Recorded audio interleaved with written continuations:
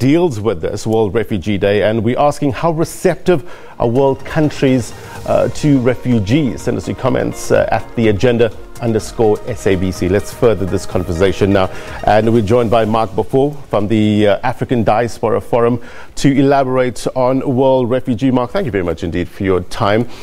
Offensive was talking to us about some of the challenges that refugees face in many countries around the world, in terms of corruption, in terms of the reception from the locals. What's your understanding about the plight of refugees, in particular here in South Africa? We want to thank SABC for using the platform to talk about very important issues and talking about refugees while we commemorate Refugee Day, because for us there's nothing to celebrate. In South Africa, refugees and asylum seekers are struggling with their permit, especially asylum seekers, because the South African government, or the Department of Home Affairs if you want, believe that only 4% of people who are applying for refugee status, only 4% is genuine. So many people, and you know, around our continent, if you take southern Cameroon, you take what is happening in Nigeria with Boko Haram, if you go to DRC, all the human rights abuses, you go to South Sudan, and you can cite them.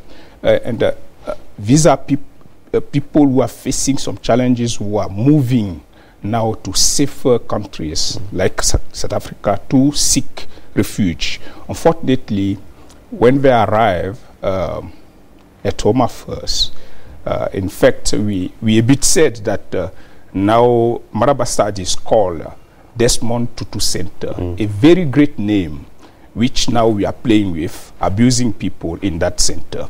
We would like South Africa, if possible, to make sure that human rights are respected in that center. Everyone is talking about corruption. When you go to officials and you raise your voice, they say, bring us the proof.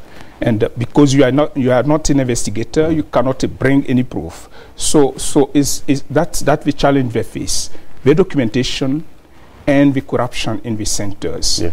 And given the number of people who are asking for refugee status or asylum seekers, the number is too high for only 2 or 3 centers to receive them in the whole country. So we would like South Africa to quickly work on the PE, open that center, and make sure that officials, when granting the refugee status or giving the asylum seekers permit, should remember that our continent is facing a lot of human rights abuses.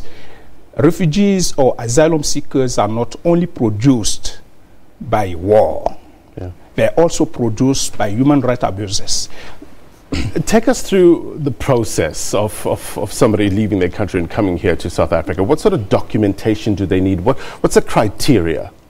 Look, currently, if you are an asylum seeker and you go to Home Affairs, they ask you for your passport. The reality is that, by its definition, an asylum seeker, somebody who's running away from his own country and want protection from another country, might not have the time to go to go to his Home Affairs of the country of his origin to ask for a passport before leaving the country. So when you arrive and you go to Home Affairs in South Africa, they ask, if you don't produce any passport, they cannot grant you a refugee, an asylum seeker status, because they think that, no, you are an economic migrant, and we say it's not true unless we don't want to face the reality. And that's why we are appealing to the government, the South African government, if it's possible, because South Africa is seen as the big brother. We expecting South Africa to host a summit on migrant and migration so that we are able to raise the issues and make some recommendations, because we strongly believe that South Africa the example that South Africa will give in our continent will be followed by so many, many countries. We know that from 2000 up until today, more than 48,000 people perish in the Mediterranean. Yeah. These are people who know that when they take the boat, they might perish, but they go because they have no choice, because of the abuse that they face in their own countries. In Africa, internally, 80% of people are moving across the continent. Why are they moving? It's because they're facing some challenges. Well, on that note, Marc, as we commemorate World Refugee Day, take us into the mindset of somebody that is thinking about leaving their country, a country that they spent many years, most of their, for the whole life, you know, in that country. That's where home is. And now they want to leave and they want to go to a new country they know nothing about. They don't know the people. They don't know the culture. What pushes somebody like that? And take us through, you know, how do they deal with this process of getting to that other country? Look, it's like if you want to take the example of South Africa, it's like during apartheid, where you don't have any choice but to leave your own country, which that time was South Africa, to go to another country for you to be able to exercise your political views. Because in your own country, your government doesn't want that. In your country, government doesn't want you to raise any voice against maladministration,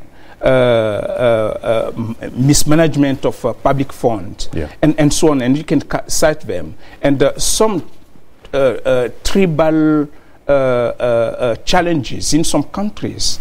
We know that in some countries, if you are from the south, you cannot mingle around with people from the north, and so on and so forth. So there are so many reasons, and people are moving for safer pasture, safer where they can be protected, and that's why many migrants that you see currently coming to South Africa are coming. So people want to be free to talk about their own countries. People want to be free to express their political opinions. People want to be able to talk about the maladministration in their countries. Well, there's lots to talk about as we commemorate World Refugee Day, but unfortunately that's where we'll have to leave it. Marc Gbaffou is from the African Diaspora. Thank you very much indeed for your time. Remember, our question of the day, we're asking you, how receptive are world countries to refugees? Send us your comments at the agenda _SABC. Let's move on now. Wage talks